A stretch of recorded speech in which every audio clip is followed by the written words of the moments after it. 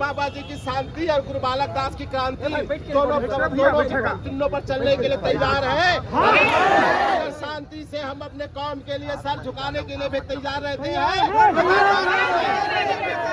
बालक दास का तलवार भी हमारे हाथ में रहते हैं। वो कटाने का दिन गए, अब काटने के लिए तैयार। लोगों को बता देना चाहता हूं कि आज हम लोग यहाँ पर क्यों इकट्ठा हुए हैं। ये मात्र समय का नहीं है।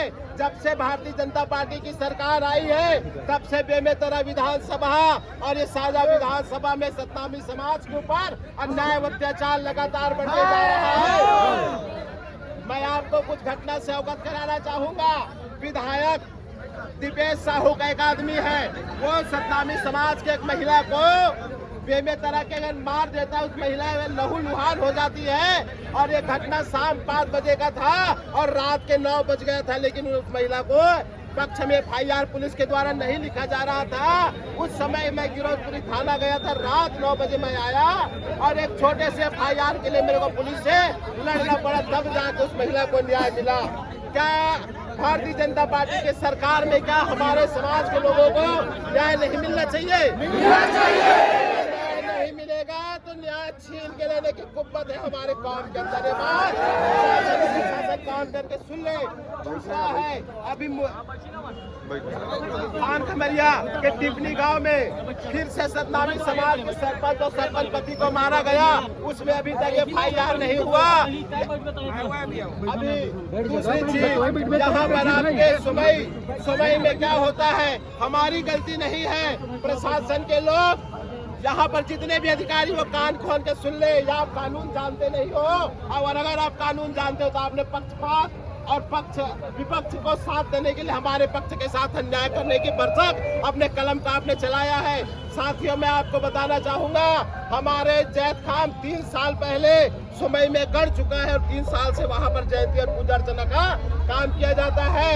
जब आचार संहिता लगा तो वहां पर भगवा झंडा को गाड़ दिया गया।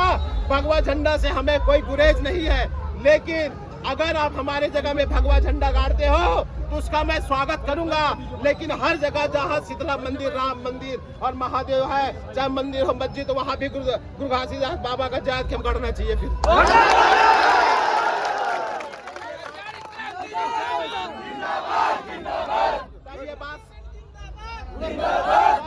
अब ये बात समरसता पे आएगी। केवल ऐसा नहीं है तुम हमारे आस्था के प्रतीकों के साथ तुम खिलवाड़ करते रहोगे और समरसता की बात करोगे तो सतनामी समाज अब चुप बैठने के लिए तैयार नहीं है। वहाँ पर हमारे लोगों के जब भगवा झंडा गड़ा दिया गया तब हमारे लोगों ने गांव वाले से मिलकर भी निवेदन किया कि भैया इस झंडा को हटा दो यहाँ से, क्योंकि ये हमारा जगह है। गांव वाले बेचारे भी मान गए। ऐसा नहीं है कि समय के जो लोग हैं खराब, ऐसा नहीं बोल रहा हूँ। वहाँ के लोग उन बातों को मान गए और उस भगवा झंडा को हटाकर साइड में रख दिया गया। लेकिन 29/12/2023 को जब हमारे लोगों ने उसमें टूटा हुआ छोटा सा जो जगह टूट गया था, जो पाइप, उस पाइप को हटाने के लिए और पोजीशन में लेने के लिए जब वहां पर फेंसिंग पोल बनाने के लिए गड्ढा खोदा जा रहा था तो अगले पक्ष के लोग वहां पर आकर विवाद किए। क्या हम उसके घर में विवाद करने गए थे क्या? नहीं। अगर हमारी मंशा विवाद करने की रहती तो हम उनके घर में घुस के मारते। ये बात सही नहीं। हमारी मंशा विवाद करना नहीं था, हमारा मंशा था उस जगह को सुरक्षित करना, और आपका मंशा था वहाँ पे विवाद पैदा करना। आप अपने घर से निकल के हमारे जगह पर आके हमारे साथ तुम विवाद किए। अगर सतनामी समाज के साथ तुम विवाद करोगे तो रिप्लाई में जवाब तो अगर दोनों पक्ष में विवाद हुआ है, दोनों पक्ष में लड़ाई हुआ है, तो बकायदा दोनों पक्ष में बलवा के 147, 148, 149 और दोनों पक्ष में 323, 506 और 294 का अपराध पंजीबद्ध होना था। केवल हमारे पक्ष के ऊपर FIR हुआ। यहाँ तक कि उन गांव वालों का कहना है, मेरा कहना नहीं है, ये गांव वालों का कहना है जो वहाँ पर आई विटनेस थे, कि उसमें से एक व्यक्ति ने जैद खान को लात से भी मारा है।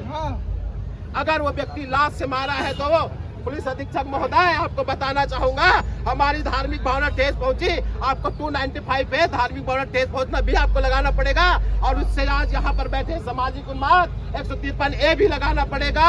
और एट्रोसिटी एक्ट, अगर किसी SC ST के महापुरुष के साथ अगर तुम खिलवाड़ करोगे या भद्र मजाक करोगे या आस्था के प्रतीक के साथ खंडन करोगे तो उसमें भी एट्रोसिटी एक्ट 3F लगता है। क्या इतने धारा के साथ इतने धारा के साथ पुलिस प्रशासन को FIR करना चाहिए था कि नहीं करना चाहिए था?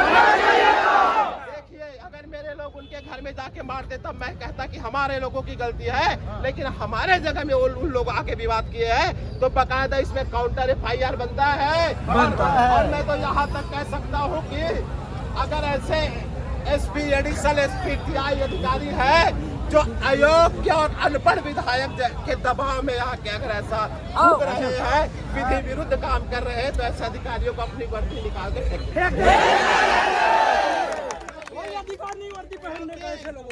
क्योंकि चुनाव में एक अयोग्य व्यक्ति भी जीत के जा सकता है साथियों, लेकिन IAS IPS व्यक्ति नहीं जाता, वो अपनी योग्यता से जाता है।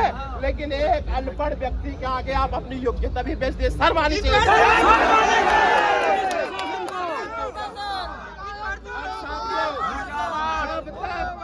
जब तक हमारा FIR नहीं लिखा जाएगा तब तक हम यहाँ से हटने के लिए तैयार नहीं।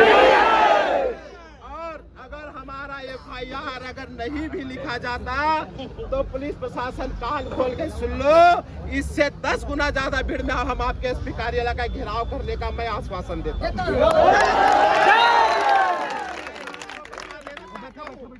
विधायक कांग्रेस के शासनकाल में विधायक शकुंतला साहू के पिताजी जैद खान के ऊपर JCB चला दिए थे रसोटा गांव पलारी के अंतर्गत। वो आंदोलन को मैंने लड़ा और आपको बता दो विधायक के बाप को समाज का आगे खड़ा होकर 5 बार माफी मांगने के लिए मैं मजबूर कर दिया। और वहाँ